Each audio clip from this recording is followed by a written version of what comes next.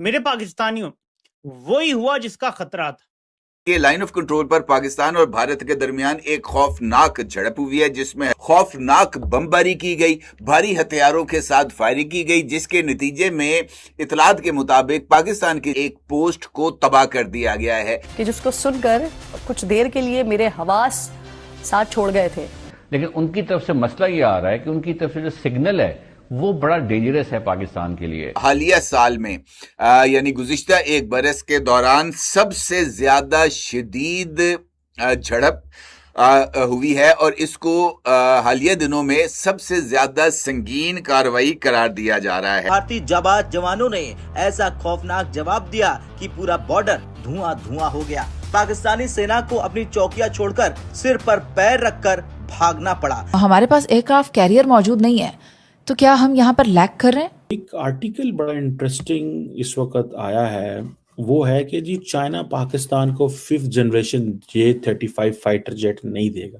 तो कुछ जंग में कुछ बड़ा जरूर होने जा रहा है अगले 72 घंटे में। वो क्या बड़ा है, it's too early to predict about it, लेकिन मुझे लगता है जंग का नेक्स्ट फेज जो है वो आपको अगले 48-72 घंटे में जरूर नजर आएगा। के साथ साथ आजाद कश्मीर के अंदर भी इस वक्त एक पॉलिटिकल डेडलॉक मौजूद है। पहली वजह तो जो बताई जा रही है, देयर सो मेनी, वो तो ये बताई जा रही है कि चाइना शायद अनकंफर्टेबल है पाकिस्तान के साथ ये चीजें शेयर करने में।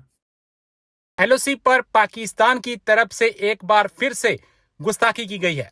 आतंकियों को भारतीय सीमा में धकेलने की नीयत के तहत पाकिस्तान की तरफ से सीमा पर गोलीबारी की गई। सुरक्षा बलों ने करारा जवाब देते हुए पाकिस्तान की चौकी ही उड़ा डाली और पाकिस्तान की घुसपैठ की कोशिश नाकाम कर दी गई है। आतंकवादियों को भारतीय सीमा में भेजने के लिए पाकिस्तान की ओर से अक्सर फायरिंग की जाती है, लेकिन ऑपरेशन सिंदूर के बाद यह सबसे बड़ी गोलीबारी है। जानकारी के अनुसार जम्मू कश्मीर के राजौरी सेक्टर में लाइन ऑफ कंट्रोल पर लगभग 2.5 घंटे तक गोलीबारी हुई।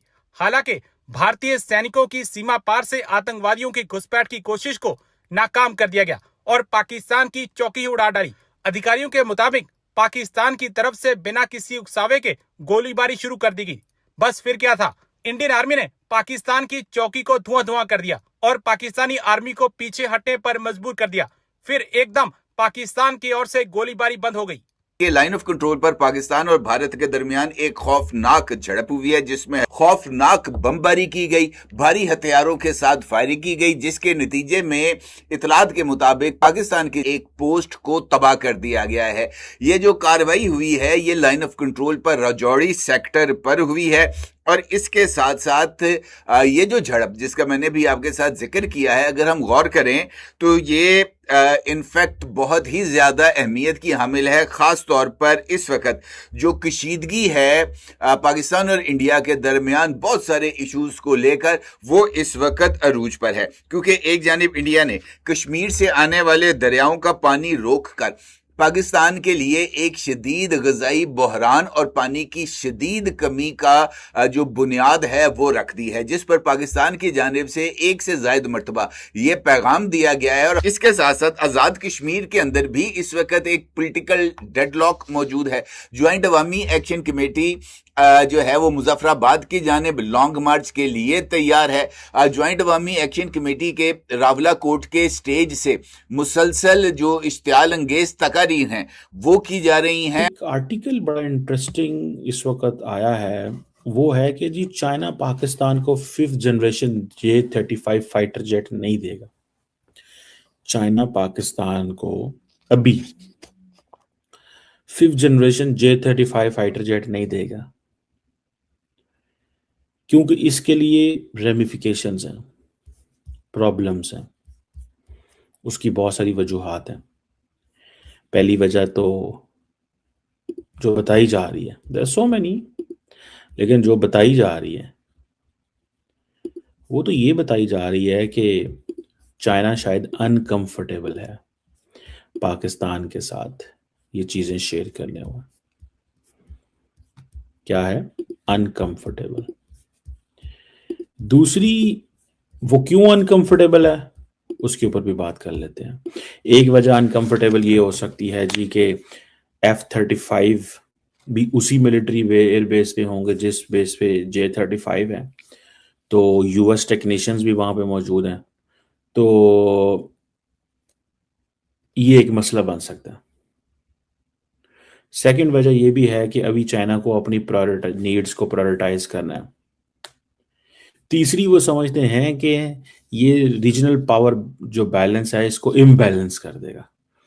ये बात इंडिया की फेवर में जाती है। ये भी एक मैसेज हो सकता है कि क्योंकि इंडिया चाइना ओपन अप हो रहे हैं, क्योंकि इंडिया ने चाइना को डिलीवर किया ऑन क्वाड, इंडिया ने क्वाड को सिक्योरिटी कंपोनेंट नहीं बनने दिया, जिसकी वजह से चाइनीज खुश हैं और वो इंडिया के साथ ट्रेड भी खोल रहे हैं। अब ट्रेड कहाँ पे, जो $100 अरब 105-10 पे रुकी हुई थी, वो यकदम जंप मार के 150-60 पे चली गई है।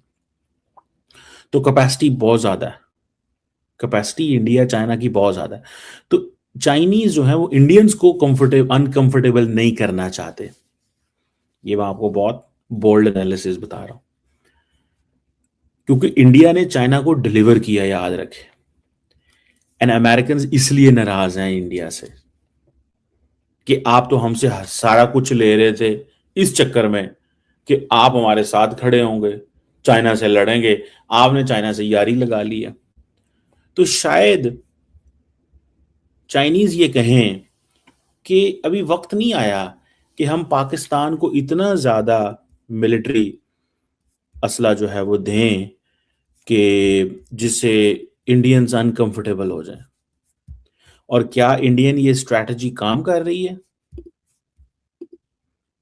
क्या ये इंडियन स्ट्रैटेजी काम कर रही है कि the more we engage with China the better it will help, कि ये जो पाकिस्तान चाइना वाली जो इक्वेशन थी इसमें वो मसला जो है वो आएगा। इसको भी इस एंगल से देखना चाहिए। अगर आप ये देखें, अभी चाइना रिलेक्टेंट है, ओके जी, बहुत सारे रूमर्स भी आए हैं, ऑफर्स की बातें भी आई हैं। इसमें एक एंगल ये भी हो सकता है कि चाइनीज जो हैं वो, एक वर्ड होता है जिसे कहते हैं ना कि आप एक धोखा सा देना चाहते हो कि वो सेल जारी हो, चीजें चल रही हों, लेकिन मीडिया ऑप्टिक्स में ये आर्टिकल लिखवा दिए जाएं और कहा जाए कि अभी नहीं देंगे, क्योंकि इससे इंडिया भी अनकंफर्टेबल होगा, अमेरिका भी अनकंफर्टेबल होगा और भी अनकंफर्टेबल लोग होंगे।